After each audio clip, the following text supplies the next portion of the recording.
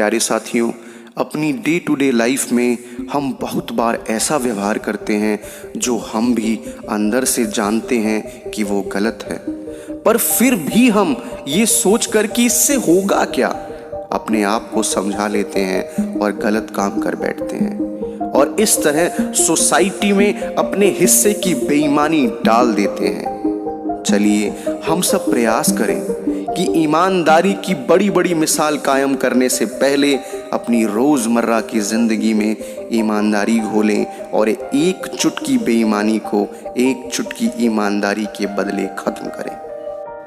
रामू काका अपनी ईमानदारी और नेक स्वभाव के लिए पूरे गांव में प्रसिद्ध थे। एक बार उन्होंने अपने कुछ मित्रों को खाने पर आमंत्रित किया। वे अक्सर इस तरह इकट्ठा हुआ करते और साथ मिलकर अपनी पसंद का भोजन बनाते। आज भी सभी मित्र बड़े उत्साह से एक दूसरे से मिले और बातों का दौर चलने लगा। जब बात खाने को लेकर शुरू हुई तभी काका को एहसास हुआ कि नमक तो सुबह ही खत्म हो गया था। काका नमक लाने के लिए उठे, फिर कुछ सोचकर अपने बेटे को बुलाया और हाथ में कुछ पैसे रखते हुए बोले, बेटा जा जरा बाजार से एक पुड़िया नमक लेता। जी पिताजी, बेटा बोला और आगे बढ़ने लगा। सुन, काका बोले, ये ध्यान रखना कि नमक सही दाम पे खरीदना, ना अधिक पैसे देना और ना कम। बेटे को आश्चर्य हुआ। उसने पूछा, पिताजी अधिक दाम में ना लाना तो समझ में आता है, लेकिन अगर कोई मोल भाव करके मैं कम पैसे में नमक ला देता हूं और 4 पैसे बचाता हूं तो इसमें हर्ज क्या है? नहीं बेटा, काका बोले, ऐसा करना हमारे गांव को बर्बाद कर सकता है।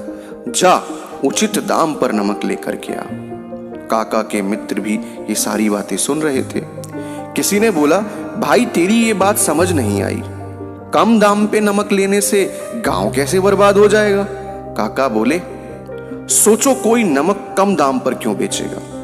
तभी ना जब उसे पैसों की सख्त जरूरत हो, और जो कोई भी उसकी इस स्थिति का फायदा उठाता है वो उस मजदूर का अपमान करता है जिसने पसीना बहाकर कड़ी मेहनत से नमक बनाया होगा।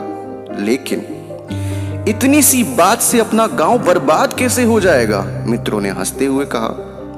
देखो मित्रों, शुरू में समाज के अंदर कोई बेईमानी नहीं थी, लेकिन धीरे धीरे हम लोग इसमें एक एक चुटकी बेईमानी डालते गए और सोचा कि इतने से क्या होगा, पर खुद ही देख लो हम कहां पहुंच गए हैं। आज हम एक चुटकी ईमानदारी के लिए तरसते हैं।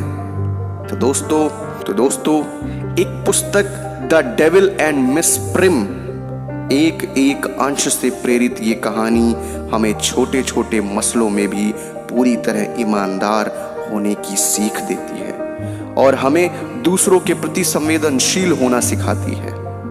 दोस्तों, अगर यह कहानी आप सभी को अच्छी लगी तो प्लीज कहानियों का ढाबा चैनल को सब्सक्राइब कीजिएगा, वीडियो को लाइक कीजिएगा। हम आपके लिए ऐसी ही शानदार कहानियां सदैव लाते रहेंगे।